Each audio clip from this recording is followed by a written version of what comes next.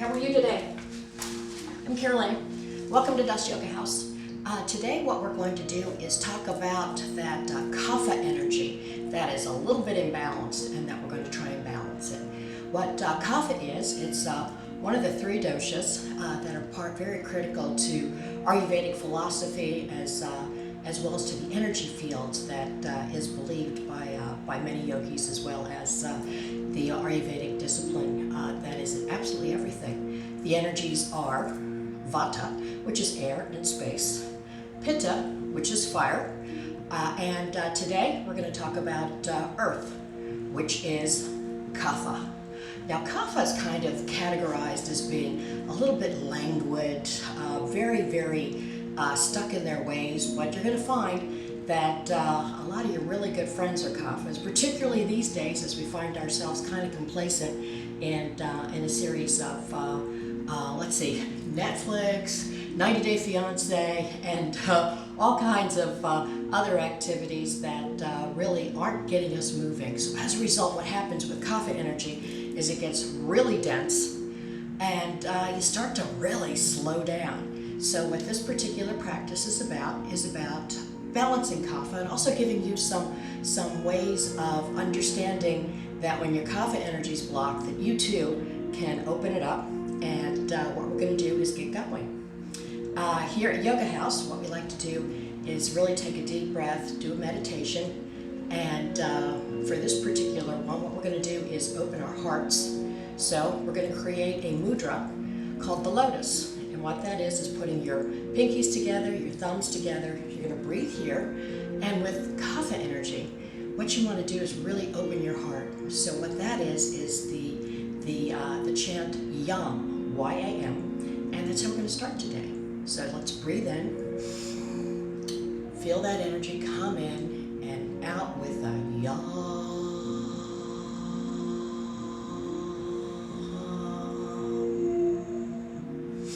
One more, breathe in, and exhale with the YAM.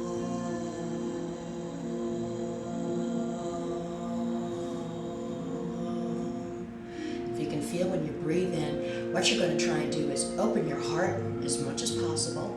And while we breathe in, try and visualize that you're breathing in green light. So with our YAM, what we're going to do now is just get ourselves started to move. Kapha practices tend to be a little bit on the hot side. We're not going to spend a lot of time on the ground. I'm so sorry, but you still have your couch to go back to. You're not breaking up completely. And we're going to get going. Something that I found with a beautiful study from a doctor named Christina Northrup is the westernization of something called tapping. Tapping, you take your index finger and your middle finger, put them together, and right now we're going to start to tap right here. This is going to open up our thalamus. And what you're going to do is maybe feel just a little bit of energy. Don't tap too hard. We don't want to bruise. What we just want to do is awaken.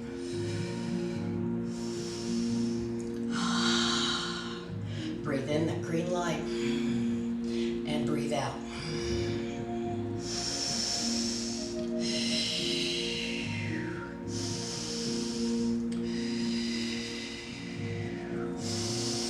And up. Woo, we're going to call these angel wings. In and out. In and out. One more. In and out. And the third one, we're going to pull ourselves up. Here we are. Wonderful. We're going to do some sun salutations. Surya Samaskar. This is number A. Not quite as ambitious as the other because we don't have that much time. You're going to breathe in. Breathe in green light, ladies and gentlemen. Hands in Anjali Mudra. Hinge at the hips. Fingertips to your mat if you choose. If not, shins are just fine. Breathe in, exhale, lift up, try and keep it straight back, exhale, inhale, exhale, hands on floor, we're going back to plank.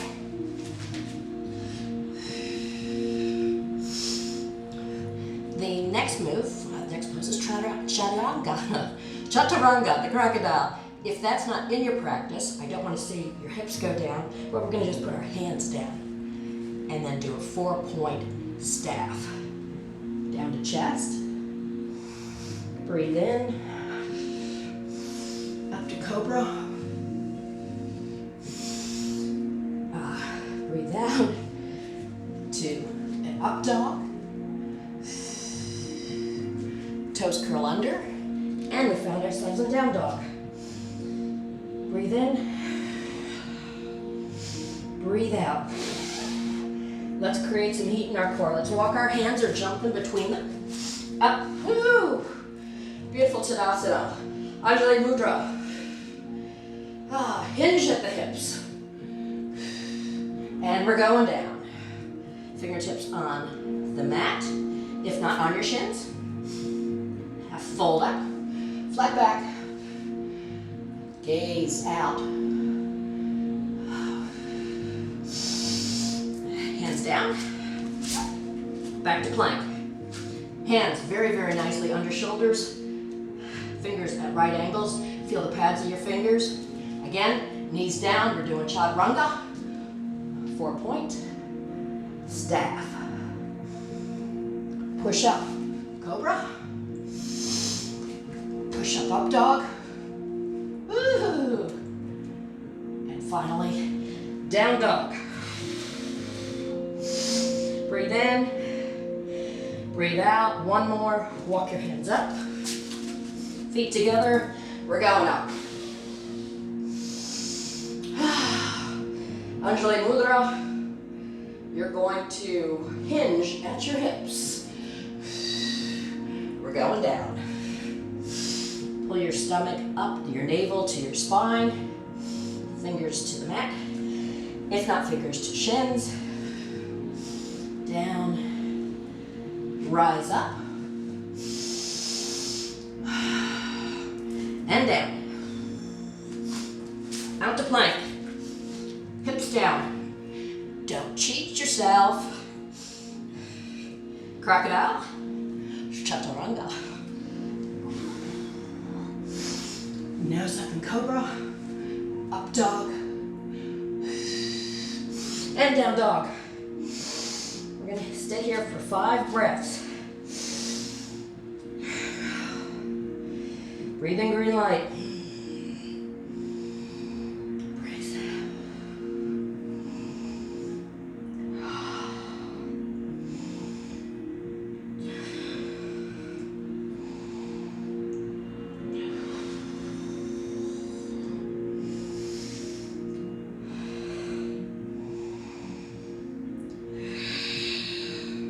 Okay, feet up to hands. Jump or walk. Up. Anjali Mudra. And into mountain. Feel your mountain. All points of your feet are secure on the mat. You've got yourself nice and grounded.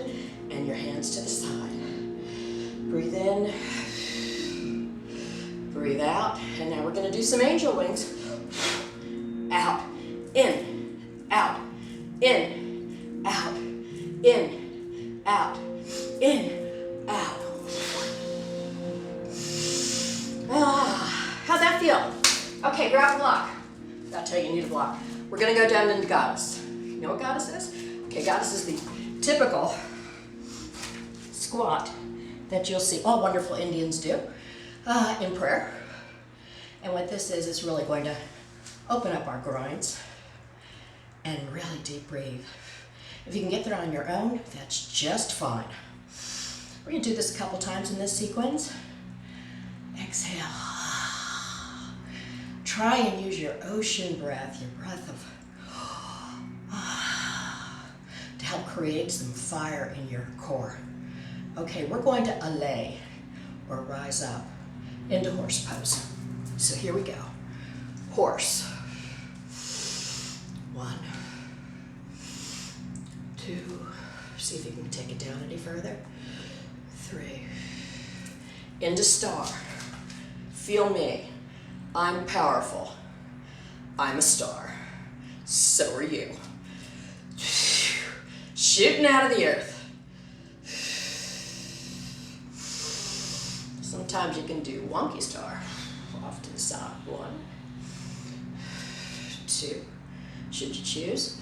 I kind of like to think of myself as like Ursa Major, the big bear. Feet up and together.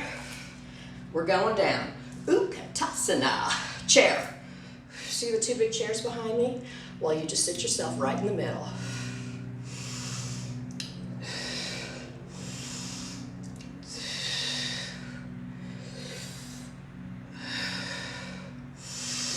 LA, my dear friends. Down.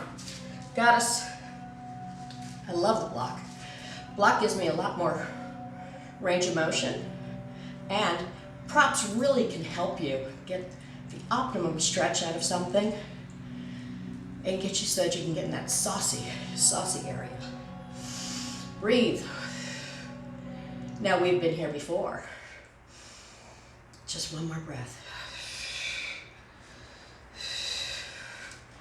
And try very, very carefully. The block does hinder. Into horse.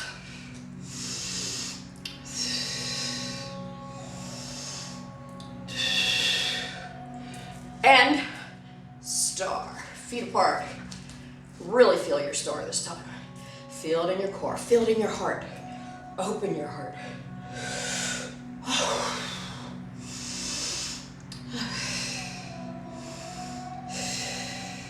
Hands together. Putting our feet together. One more. Utkatasana. The chair. Works well with your toes together. If you find that that doesn't work for you, a little bit further does. See the wide chairs behind me? Not everybody's a little chair.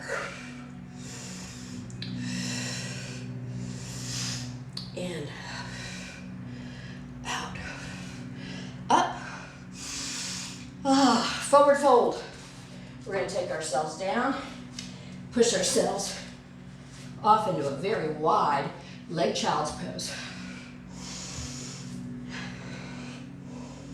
All that stretching, you've really earned this.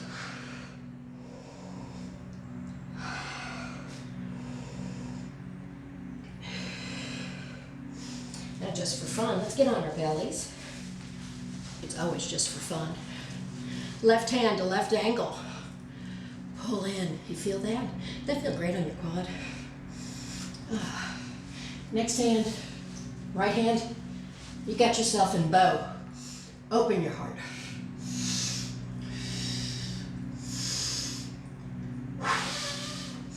Up. Pull up.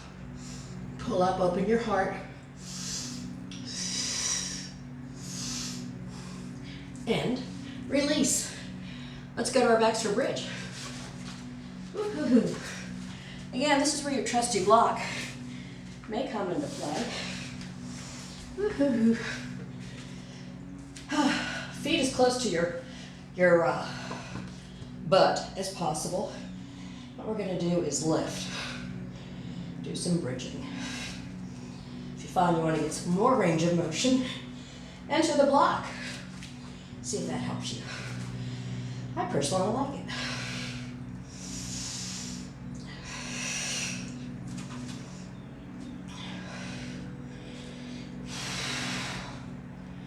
From there, try and do just a little bit of a clever waterfall. This puts our feet at 90-degree angle. Really helps to stabilize all our energy. Really get you going.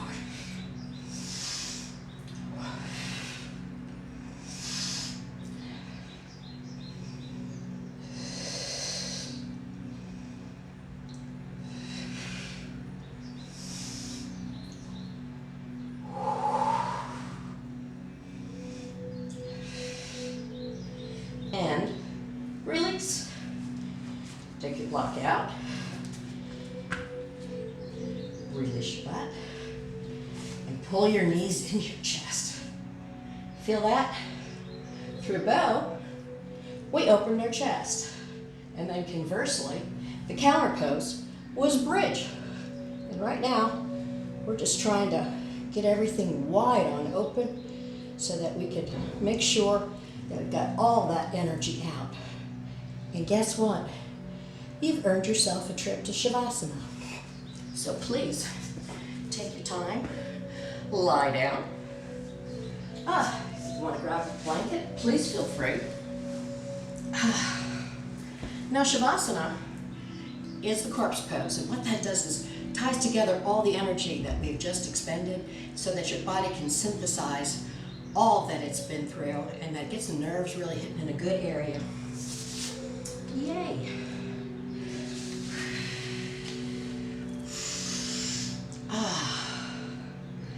Now also with Kapha, because there's a tendency to get a little slow and a little tired, we're going to truncate Shavasana. I am so sorry. The Pitas and the Vadas got a very extended play. For you, what we're going to do is recommend some different things. It's you've tied your Shavasana together. Now, for a little bit of meditation, there's two types that you can enjoy. One, after you finish this, you can just put it on pause. We can do a walking meditation. And with that, I really invite you to look at the sky, look at the sea, look at the mountains, look at the trees, and really take it all in. The final one, kind of a really good indoor activity during these days, is coloring. I love this. There's all sorts of really wonderful coloring books that you can find. This one has lots of elephants and yoga kind of designs, and you can spend hours doing this. You can even do this with friends. So this is kind of a cool thing. So with that, we're going to kind of come to an end of our practice today. We're going to sit together and say the same mantra that we started with so that we can make sure that we solidified the energy. And then I invite you to have a cup of nice chai tea. Keep yourself moving. Black tea is great. Aromatherapy, rosemary, juniper, peppermint, spearmint, all kind of keep you invigorated. So through this dull season, and this certainly is one, I really wish that you embrace the Kapha release and get your energy moving, and we'll see you next time. So with that, let's put our hands together in lotus. This is the mudra for heart. Take a deep breath in, breathe that beautiful green light in. And we're going to exhale to the sound of Yam, the mantra for the heart chakra.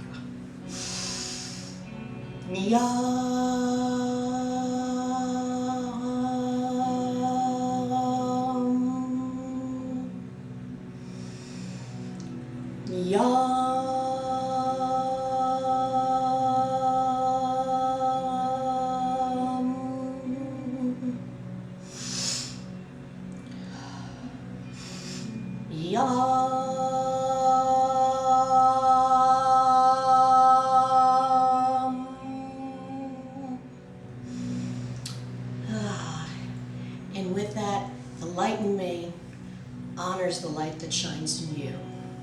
Namaste from the Yoga House.